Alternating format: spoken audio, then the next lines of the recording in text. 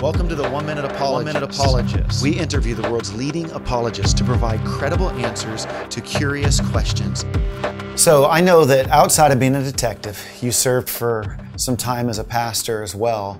You've had a unique look as a layperson and as ministry and now as a Christian apologist to really be able to see the church from different angles.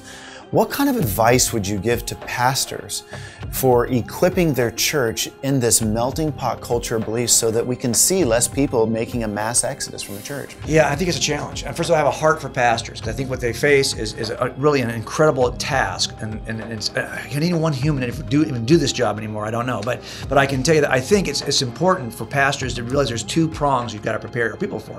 One is our congregations prepared to make a case against a world that doesn't even accept any of our claims.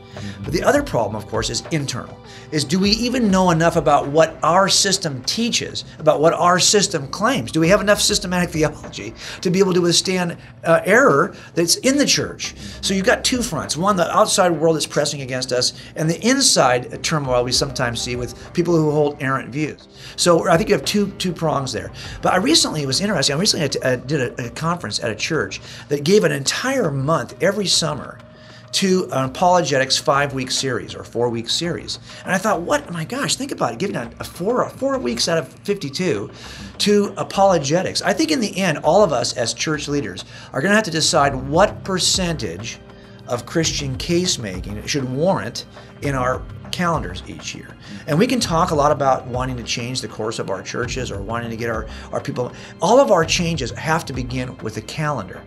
We got to say to ourselves, okay, so if this is important to us, if I wanted to know, Bobby, what's important to you, I need to look at your checkbook and your calendar. Because what you do and what you spend your money on are probably what you're passionate about. And as a church, too, I think we need to do the same thing. What are we spending our time on, and then what are we giving our money to? That'll tell us a lot about who we are as a people. So I think my encouragement for pastors is, I know it's a big, tough job, but at some point we're probably all going to have to make a decision about what percentage of our church life we're going to give over to the defense of the gospel, to preparing our people to make the case for Christ.